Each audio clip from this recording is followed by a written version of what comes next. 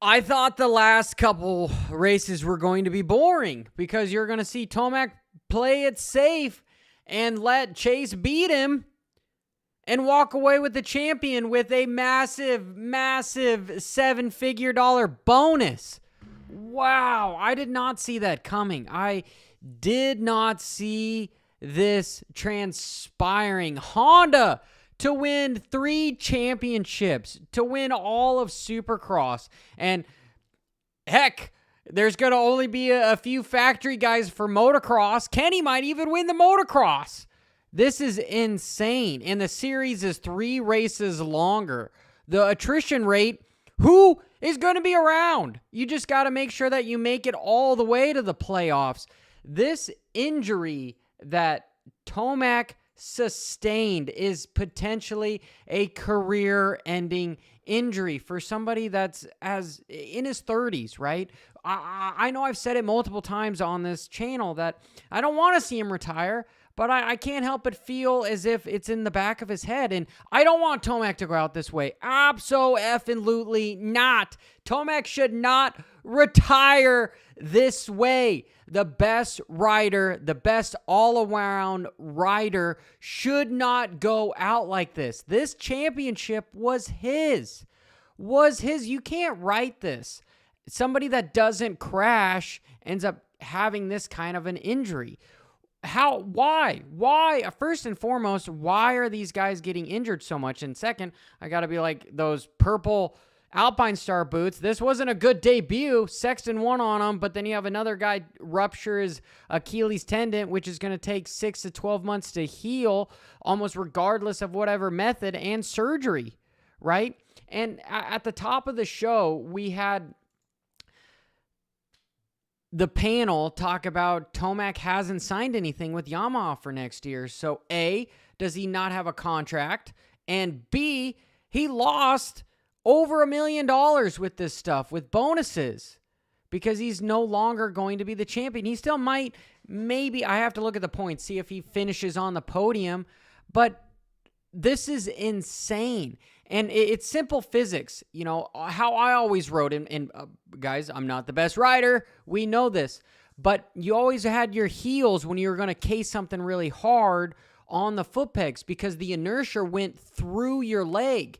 It went all the way up your leg. But when you have dorsiflexion, when you're on your toes, there's only one level of leverage, and it goes straight to the ankle, and that's the Achilles tendon. I do have to give it up to Cooksey because Cooksey, we were kind of going, I'm like, dude, his ankle is fucked. The ankle is fucked. He's going to need pins, all sorts of stuff.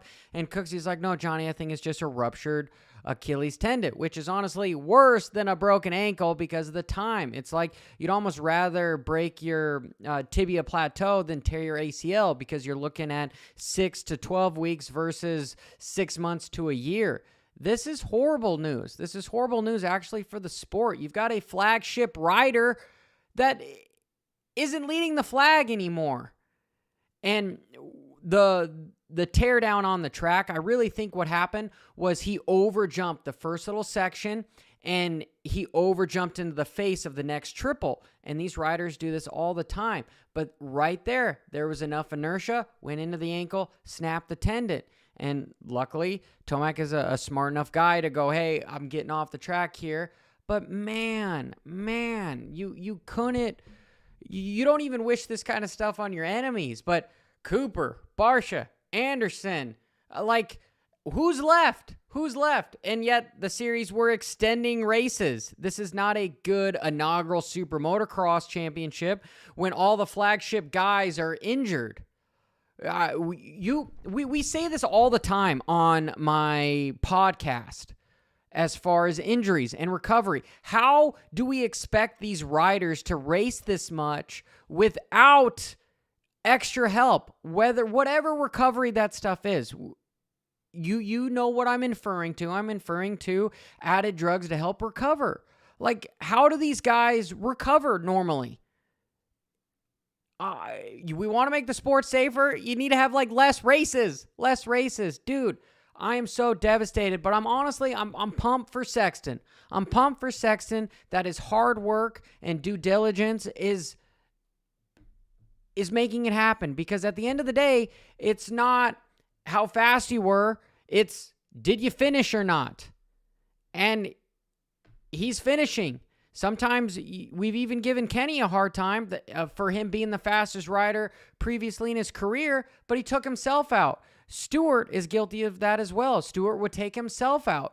And Dungey, do I think Dungey was the fastest rider of all time? Absolutely not.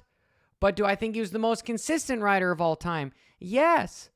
Because did he get hurt that much? No. And what really put the nail in the coffin for him was in Lakewood, breaking his neck, almost having the same injury as Anderson. Are we going to see somebody like Anderson even go, you know what? I've got a kid now. I need to start thinking of something else because this is adversely affecting my health and the longevity of my life, not just motorcycle racing. So how do you make it safer? Truthfully, like we need to look at the bigger picture here of why are so many riders getting injured? Why? Are the bikes too fast? Are the tracks too hard? Is the series too long? Is there just a progression level with the sport where we haven't adapted to something? Those are the questions that I'm asking myself because truthfully, I'm like, I don't want to see guys go out there and not risk everything because it's not entertaining, but I'd almost rather the World Supercross thing of 6 major races.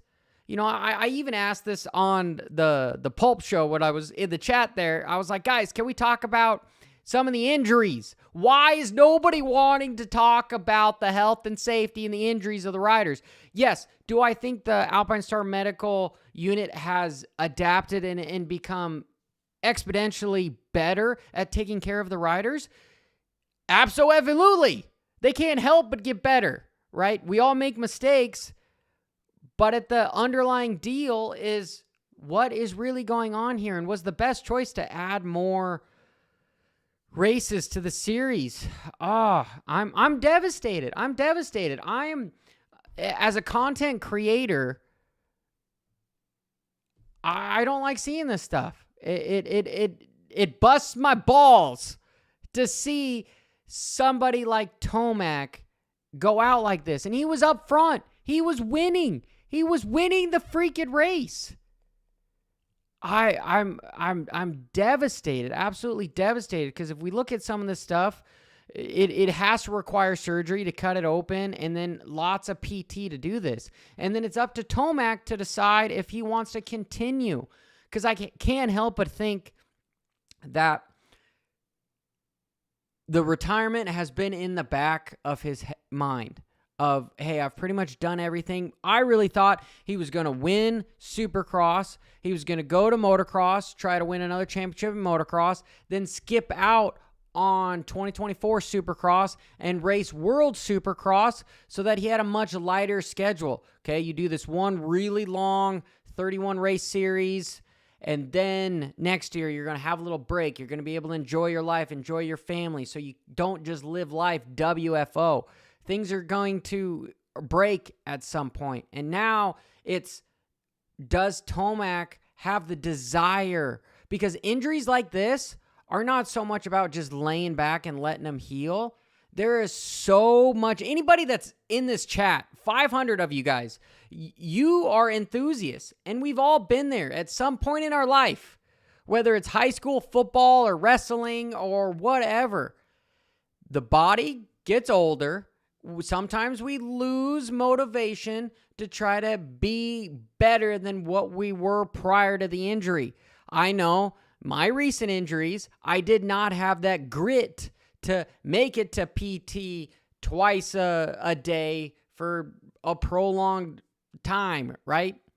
And so I really, really hope Tomac has enough dig inside him and enough passion still left in the sport to want to come back and want to risk more and be better. Same thing with Kenny. That's why I think Kenny he's a much more methodical rider. Even when Barsha pushes him around or anything, I've given him a hard time to letting off. And we think of racing as an egotistical testosterone, bump your chest out, I'm the biggest guy around type of deal. Does it end well for guys like that? Not really, right? It doesn't. It works for a while, but when you're pushing that envelope that much, what happened? All these riders are gone. If I look at the list, how many Supercross here? Let me just look it up here. Here, I'm gonna go to round 1, and we'll just type off how many guys are injured. And this is, again, I've talked to some of the team managers as far as why don't we have a fill-in system, right? Where every team puts in $1,000 a month to help pay these guys that are on the bench. Pay these factory riders on the bench. Guys like Freddie Noren, Josh Grant, guys that could still make a paycheck. And then whatever team, whether that's factory Honda, Star Yamaha, whoever gets injured first, here's 10 riders that are on payroll from the series, right? All the factories. And they can take those guys that are somewhat familiar with the bikes and are staying up to par with staying fit and healthy. How many fill-ins have we had? How many phone calls do you need to make because the sponsors say we need to have a bike? I feel that there's certain ways that this stuff could go around and help potentially benefit the sport. Okay, but let's look at this. Chase Sexton, has he been hurt? Yeah. He's hit his head pretty hard, but he's not out. You've got Eli Tomac, he's out. Marvin, he's out. Anderson, he's out. Dylan Ferrandis, he's out. Cooper Webb, he's out. AC, he's out. Malcolm Stewart, he's out. Arian Plessinger, he's out. Justin Barsha, he's out. Savacci, he's out. Wilson, he's been down on the ground, but he's still there. Craig, he's out. Benny Bloss, he's there. Colt's there. Cade, Justin, okay. So 9 out of the top 10, maybe I'm stretching a little bit. 8 out of the top 10 factory guys are out with injury. That's not sustainable. Hey, Thomas Miller, appreciate the subscribing to the channel. Man. I'm usually all hopped up on Costco cookies right now, and I enjoyed a good race, and I'm thinking about the videos that I'm going to make right now, but I can't just wrap my head around how much this stings for somebody like Tomac because literally there is a 7-figure bonus. I think that's in the millions, million plus, right? For winning the championship that he basically had in the bag. Now, the championship, they should have just crowned Chase Sexton right now. Just, here, we're all going to give all the Honda guys, hey, Pit Bike, appreciate it, buddy. Thanks for subscribing and watching the live show. This is, we know it's live. you could put the chat, John, no. Why are you so negative? Guys, I'm not being that negative, right? How? Okay, AZ saying I'm being super negative. I've said pros and cons with this stuff. I'm asking questions, right? It's not a matter of how, it's a matter of who. So I'm asking the questions. How do we make the sport safer so more people can get into it and you can have a long career, right? I just showed you that 8 out of the top 10 450 factory guys are out. And the attrition rate in the 250s is even worse. How are these riders going to make it another, what are we at, 17 rounds, 31? Another 15 rounds. And then we expect them to have a month off to go back. Like, on paper, it sounds more appealing coming from not a fan, but a rider and recovery to have a long career to race a World Supercross type deal where you only have about 6 races or so, right? I'm super pumped for the Super Motocross Championship. Not so pumped for the final at Utah because I think it should be in Vegas. But that is a personal preference. Hey, Z-Fast Joe, thanks for the subscription. Subscribing to the channel. I do like the new finale tracks. They're going to be nice. Hey, Blade Simpson, thanks for the subscription. Appreciate you guys. It's just, you can't help but put the pieces together.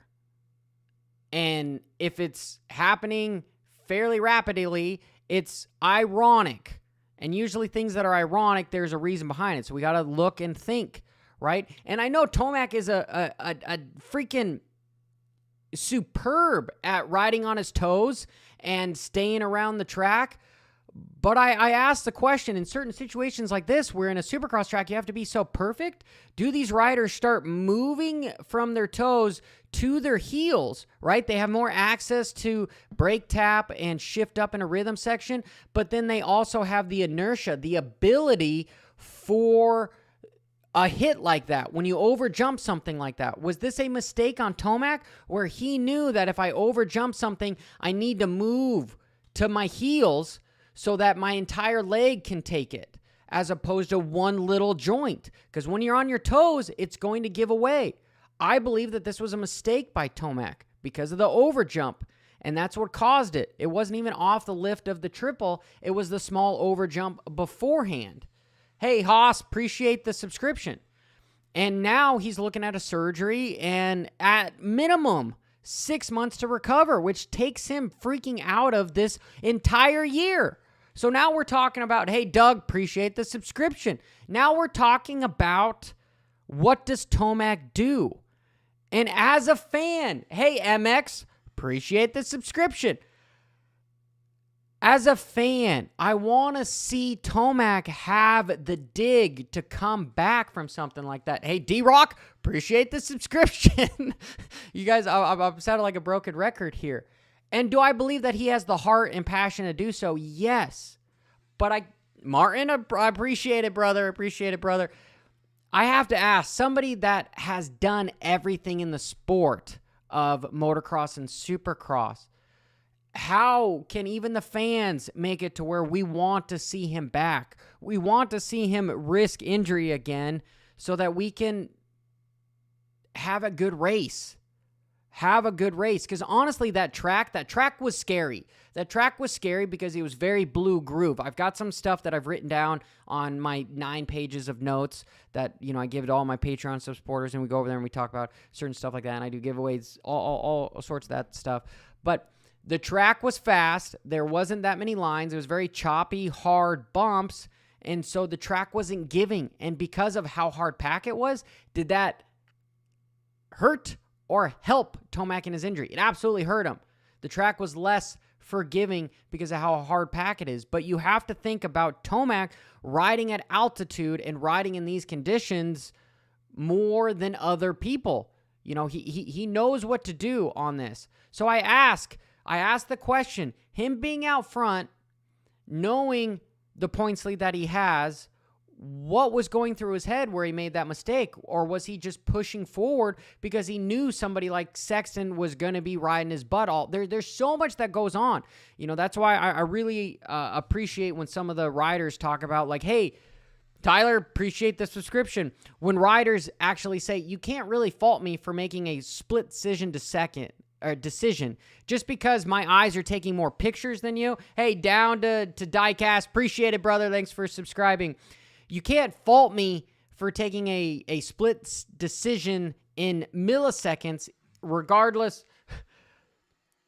Vigris? I apologize, dude, that I can't pronounce your name. Thank you for the subscription. And I'm losing my train of thought because I'm digressing. Steve K, appreciate it, brother.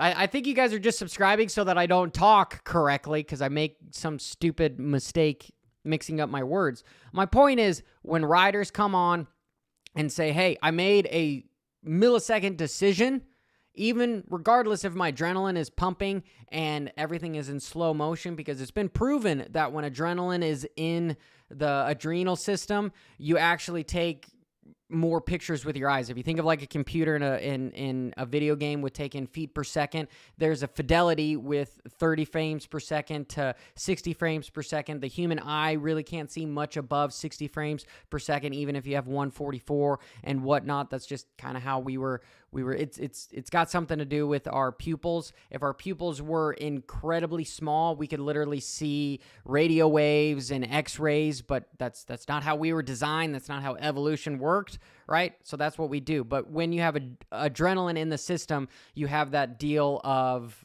slow motion. Hey, Ian, I appreciate the slice of buying some cookies for me, dude. I appreciate it, brother.